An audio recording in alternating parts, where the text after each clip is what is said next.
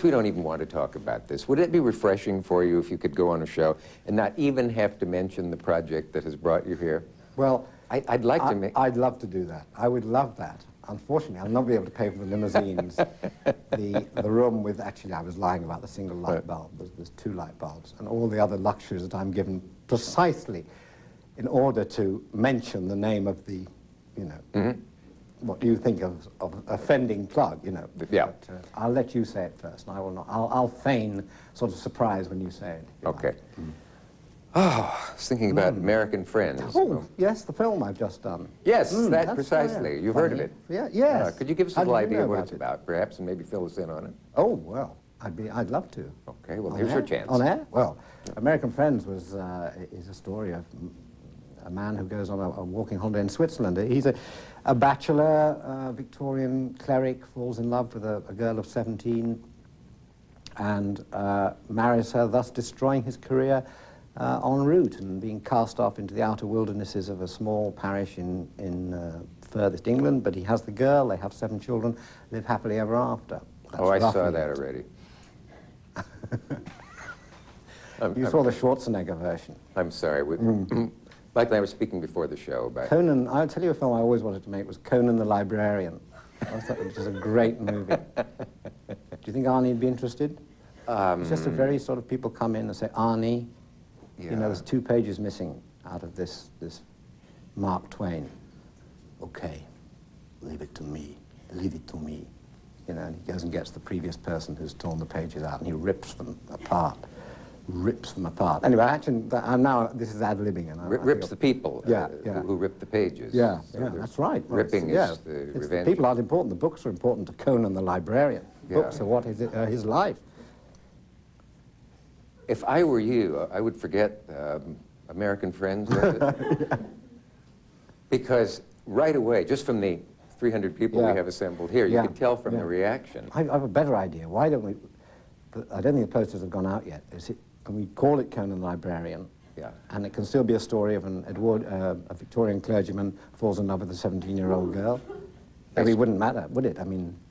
Hardly, because once they're critics may say what a wonderful off-the-wall idea this is. You know, the title, at last, a movie where the title bears absolutely no relationship, not the slightest relationship to anything we have seen on screen. Brave, thanks Mike for doing this. Thanks being brave, tough. None of that bullshit about, you know, titles meaning something.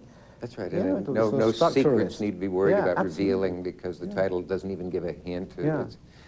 I don't know why Edison didn't think of this or something. Yeah, well, he had a lot of other things to think about, didn't he, really? Yeah. He has to get that. Is Edison invented what, the light? The lighthouse. I thought it was Edison. What did Edison I'm so far from my education. It wasn't the phone, no, that was Bell. Edison invented... It wasn't the cough drop. If it was Edison, then the telephone would have been the... Edison, he said, I need you, Watson. Yes. I need you, what's on? Oh, what's on? That's what he said. What's on? The light's on. The light bulb. Is it? Where? He said, it's light? on. It's on? That's it. It's great. That's his words. Yeah. Well, I can hear your press agent dancing up and down in the other room because of what a wonderful job we've done for American Friends. It's American Friends. It's a serious movie. That's the trouble. Yeah, and probably some people won't find that surprising, the way not only we've carried on here alleging humor on our parts, but the fact that, you know, your reputation. I know. We will see a segment from it in the next segment, if that isn't piling phrase upon phrase. Yeah. And what I've seen of it looks terrific, and my hat's off to you, and I want to keep this breath going before I'm tempted to make a joke or let anybody think I am, of what a superb character actor you are. Did you notice how my gesture was weakened there when my elbows went off the chair? I think, but... well, it's good people in there. It's a really nice movie. I mean, it's sort of 90 minutes, and the general feeling is people go and see it, and they say, oh, you know, I was feeling a bit low, but now I am cheered up. And so in a sense, although it isn't a comedy, it has that sort of effect, I would hope, of cheering one up rather than making one feel depressed and oppressed and belittled and frightened. And I can agree with all that wholeheartedly, but I don't have time to in this segment. I will in the next one. Come back, Michael Palin will be right here with us.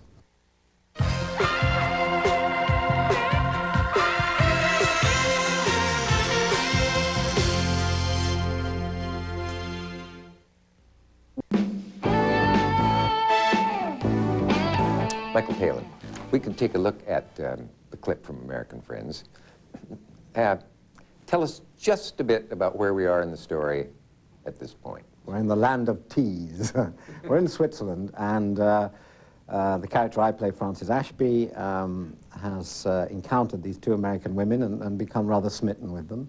And he sits down to talk at the dance. They're having a village dance there, and he talks to the elder of the two women, the guardian of the girl he eventually falls for.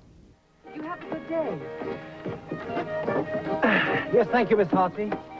I walked almost as far as the ridge with comparatively little discomfort. Well, what goings on? It's the feast of St. Francesca. She was a local farm girl who saw the Virgin in a cowshed. So much ignorance. What subject do you teach, Mr. Ashby? My field of study is the classics, Latin and Greek. Do you know Cuthbert Hartley's commentaries on Greek philosophers? Yes, I seem to recollect the title. Adequate, but uninspired. How on earth are you familiar with it? My father was the author. Ah. Your father was a classical scholar. Cuthbert Hartley of Harvard University. Well, I must reread the volume. Were those your own mutton chops, as we Yes. call them? Do you call them mutton chops? Yeah, that's right. Yes, all my own hair. A very strange hairstyle, actually, but it was, a lot of research went into it, and the Victorians, there was a sort of period about 1840 to 1870 when they went completely berserk with a series of sort of very Gothic hairstyles, and they had some things called Piccadilly weepies, which were, I think, weepies or droopies, anyway. They were sideburns which were actually grown down below the jawline, so they dangled rather like a sort of golden spaniel's ears or something like that. This was considered quite acceptable to be taken seriously in life and have these sort of hirsute dangly things. You don't see these anymore, even in the most antique of politicians. I think it rather suit you, actually.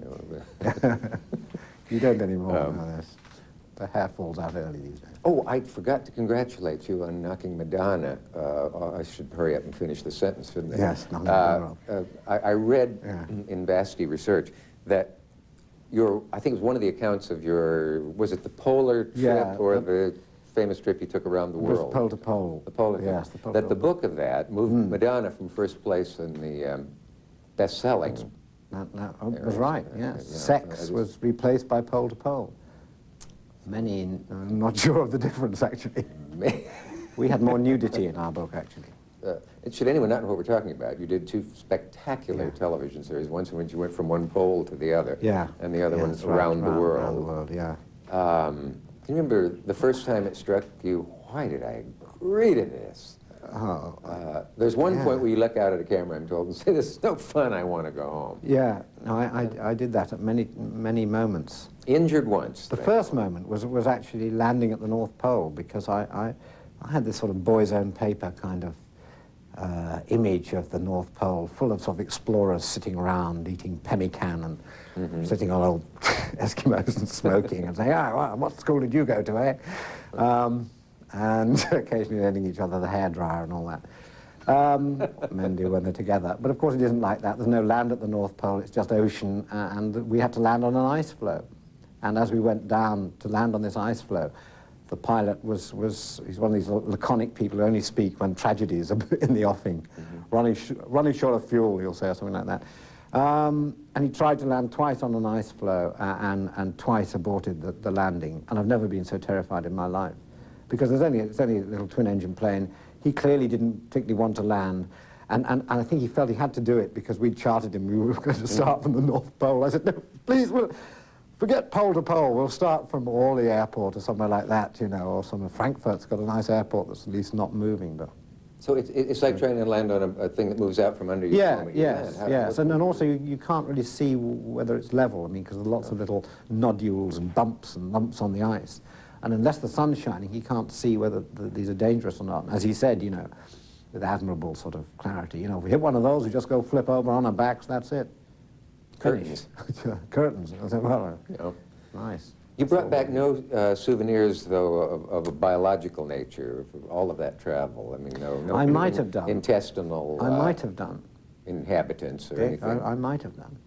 Oh, you mean they might still... Yes, they might still be there. My stomach has never been quite the same since passing through the last bit of Africa. And I mean that quite seriously. I get sort of strange sort of stomach upsets quite often. And I'm wondering whether I do have one of these little bugs lurking in there, just waiting, you know, for the right temperature, the right combination of temperature, wine, and to grow fine the size food. of the To suddenly say, this is it, okay, we've done the stomach, let's go for the other bits. Well, can't they send someone in there to check that out for you? I mean, No one will go. best thing is to... We can't get anyone to go in Get a there. volunteer. Can't get anyone to go in there, no. A Scandinavian called you one time and wanted to talk about the pythons. Yes. Is there any way you can convey that to us by playing both parts, or would you rather I hadn't brought it I out? will try if we have another actor, but no. All right. No, what happened was that we were going through Scandinavia, doing the pole-to-pole journey, and it was tricky because the Scandinavians kind of knew who I was, which I hadn't really sort of expected that. I thought I could just be the traveller and go on. And so you'd ask them things like, what do you do during the dark winter months when there's no sunshine, nothing at all? I mean, oh, we'll watch your programs on the television. So I said, well, no. I mean, apart from that, you build Nordic galleys and Viking boats and all that. No, we watch all the Monty Pythons and all that. So anyway, there became a bit of a nuisance, and we had a lot of press people. And I got to Helsinki.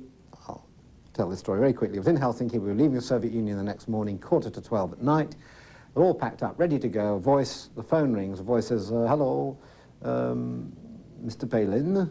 I said, yes, I'm a student from university here in Helsinki. Would like to make an interview with you here, please, tonight. And I said, well, it's not very convenient. I'm leaving for the Soviet Union. We've got a lot of filming to do tomorrow. It's 11:45. I want to ask some questions, about the Monty Python team and all that. And I said, well, it is 11:45. I said, I'm in the lobby. I said, no, I don't care where you are. I'm in bed. It's just, I don't have time to do this. I said, I want especially to ask you about the work of John Cleese. I said, well, that is it. I said, no, I mean, I'm not getting up for anything. I'm certainly not getting up to answer questions about John Cleese. And there was this long, throaty roar of laughter. Lasted about 25 seconds. And of course, it was John on the line doing his Scandinavian joke voice, which we always used to rather enjoy doing. Oh, he's that good? Very good indeed. Very good at Scandinavian voice. You should smack him with a fish. Well, actually, I was very touched to hear from him. He was wishing me good luck on the journey. It's a pleasure to have you back from all over the world twice and all those other places in A Fish Called Wanda and Monty Python.